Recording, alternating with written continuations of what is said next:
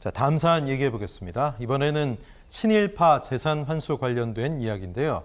최근에 이 사안이 또 한 번 세간의 시선을 모은 법적인 판단이 있었습니다. 어떤 내용이냐면요. 정부가 친일파 이해승의 후손 이우영 그랜드 힐튼 호텔 회장의 소유의 임야 국고 환수 소송에서 또다시 패소했습니다. 2심 패배인데요. 자, 법원의 판단은 이우영 회장은 경매가 넘어간 땅을 대가를 지급하고 다시 사들여서 친일 재산 귀속법에 해당이 안 된다. 이렇게 얘기하고 있습니다. 자, 이해승은 친일파 대표적인 사람이죠. 철종의 아버지 전계대원군의 5대 손이고요. 일제 국권 침탈의 공으로 후작 자귀를 1910년에 받은 사람입니다. 자, 이해승이 친일파 가운데 가장 넓고 비싼 땅을 갖고 있었다고 하는데 정부가 계속 환수를 시도했지만 번번이 실패하고 있습니다. 후손이 친일파의 후손인데도 불구하고 아직까지 정부가 뺏겼던 땅을 다시 뺏겨서 못 찾고 그 후손은 최고급 호텔 회장으로 떵떵거리고 살고 있다. 국민들은 굉장히 좀 부글부글 끓 수 있는 그런 사안이에요. 이해승이라는 사람이 뭐 친일파 중에서 가장 유명한 사람이라고 할 수는 없을 텐데 예. 어쨌든 당시에 후작지위를 받았으면 그게 조선인 중에 제일 높았다면서요? 그게 그 조선일 중에서 제일 높은 건 아니고요. 네네. 이제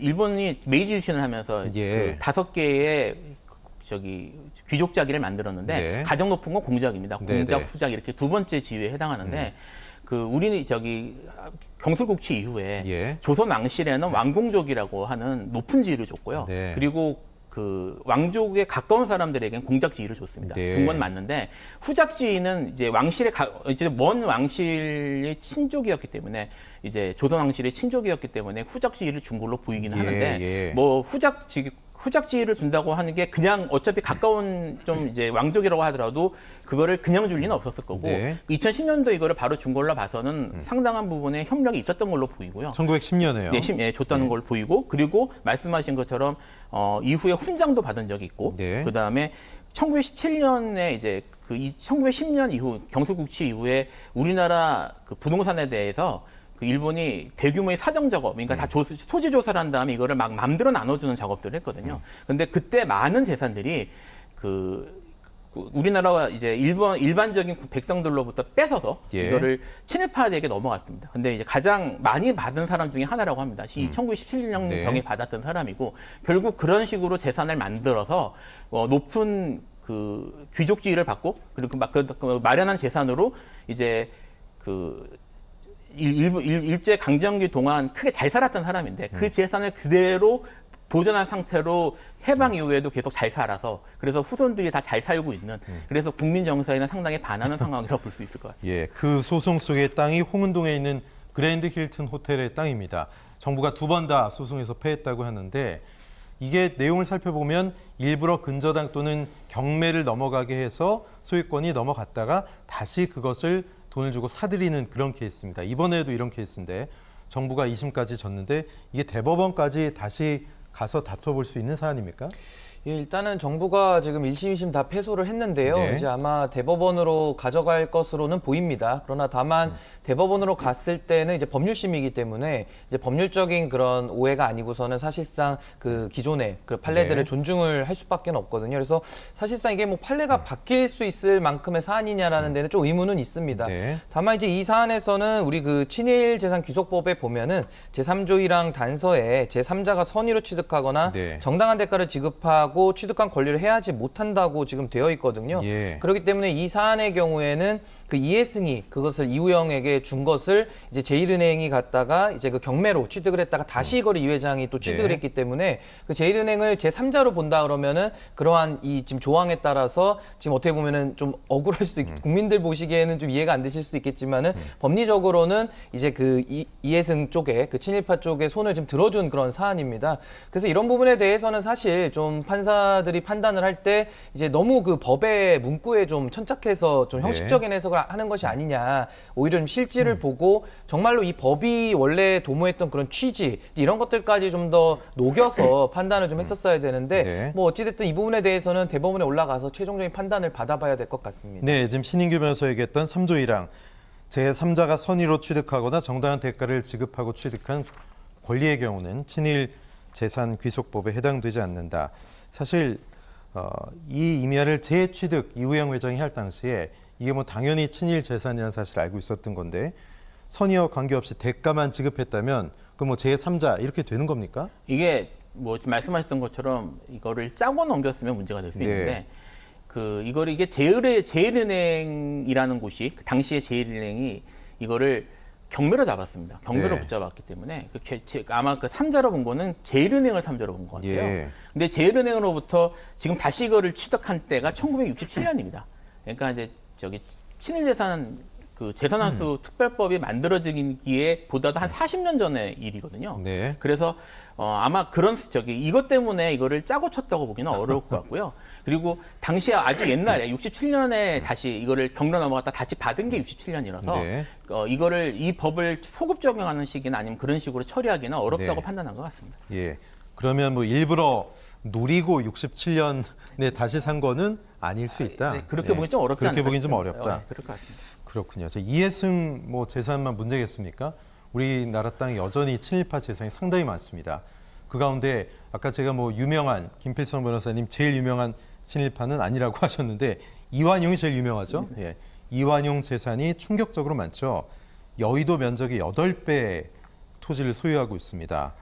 2,234만 제곱미터라고 하는데 환수된 게 0.07%밖에 안 됩니다. 뭐 상당히 진짜 환수가 거의 안 됐다고 봐도 과언이 아닌데 왜 이렇게 매국노 이완용의 재산 환수는 미미한 겁니까?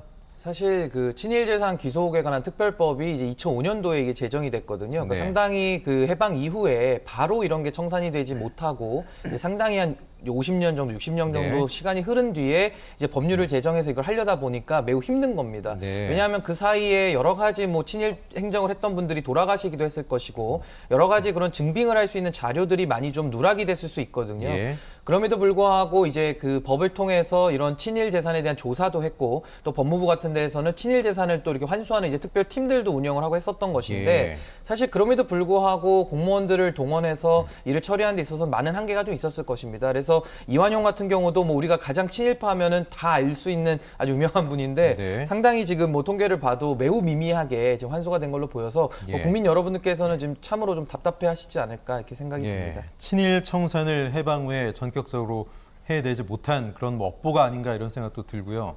뭐 이완용만의 일이 아닙니다. 지난 한 3년 전 자료, 2019년 자료만 봐도 상당히 문제가 심각합니다. 2019년 기준 친일 재산 환수 소송 현황을 보면 친일파 측으로 반환이 확정된 재산이 약 16.2%, 그러니까 국가가 환수한 친일 재산 가운데 16.2%를 다시 친일파에게 돌려줘야 했다라는 그런 이야기입니다. 왜 돌려줘야 했을까요? 재산 몰수가 한번 게다가 친일파 재산 뺏은 건데 그렇게 힘듭니까? 이게 이제 해외의 경우에는 네. 그러니까 뭐 프랑스, 벨기에 뭐 이런 나라들이 대표적인데요.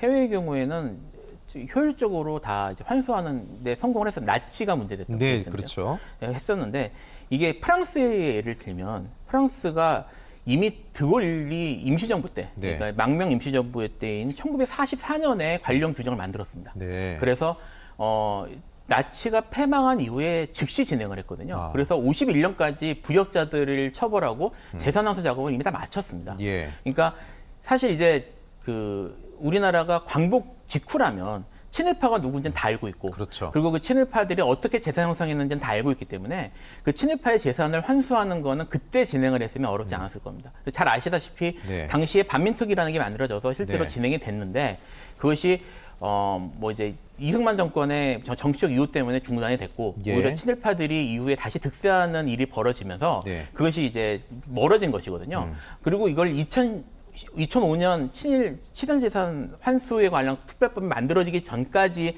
오랜 기간 동안 지내오면서 지금 현재 남아있는 재산이 과연 친일재산이라고 볼 수 있는 건지 아니면 네. 그거하고 단절된 재산인지를 확인하기가 어려워진 겁니다. 이미 시간이 많이 흘러서. 이 시간이 많이 흘러서 예. 이거를 뭐 그 후에 내가 그 후에 돈 번 겁니다라고 주장할 수도 있는 거고 그렇죠.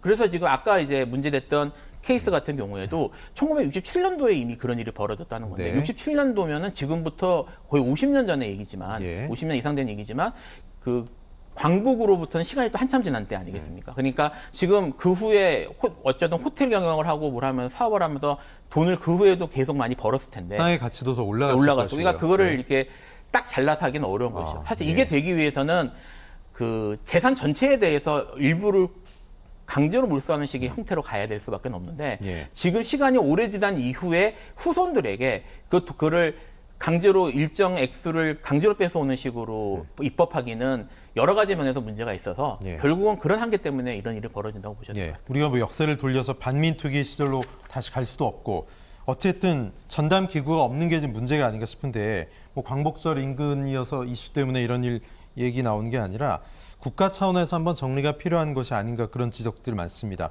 전담 기구를 만들고 특별법 만들어서 다시 가져오는 그런 방법은 없습니까? 사실 전담기구는 만들었었고요. 네. 그때 지금 여러 번 말씀드린 그 특별법에 의해서 친일 반민족 해외자 재산환수위원회라는 위원회가 있었고 네. 그 위원회가 상당히 오랫동안 운영이 됐었습니다. 예. 근데 이제 그 경우에 그쪽 소속됐던 공무원들이 열심히 일을 했었거든요. 근데 결국은 환수하는데 한계가 있었던 것이고요. 네. 지금 제 생각에는 재산환수도 중요하지만 여전히 그 친일 문제가 제대로 청산되었는지 여부에 대해서도 논란이 많은 거거든요. 예. 이게 지금 환수 문제만이 아니라 친일의 역사가 지금 제대로 청산이 되어 있는지 최근에 이제 그 일본의 그 대표적인 우익 정치인이었던 아베 전 총리가 이제 네. 그 암살을 당했는데 네. 그와 관련해서 여러 이제 정치인들이 추모 얘기를 하면서 네. 일본 제국주의의 근본이 됐던 곳 중에 하나인 이 일본 유신과 유신과 관련된 뭐 그런 정치인인데 추모한다는 식으로 얘기한 정치인까지 있었습니다. 그건 그렇죠. 사실 적절하진 않았던 표현이었단 네, 말이에요. 네. 그래서 뭐 그런 문제들까지 사실 해결을 하는 그런 전체적 틀에서 바라볼 문제일 것 같습니다. 네, 참 친일 재산 환수 요원한 일이자 아쉬운 일입니다. 두 분과의 말씀 여기까지 나누겠습니다. 고맙습니다. 감사합니다.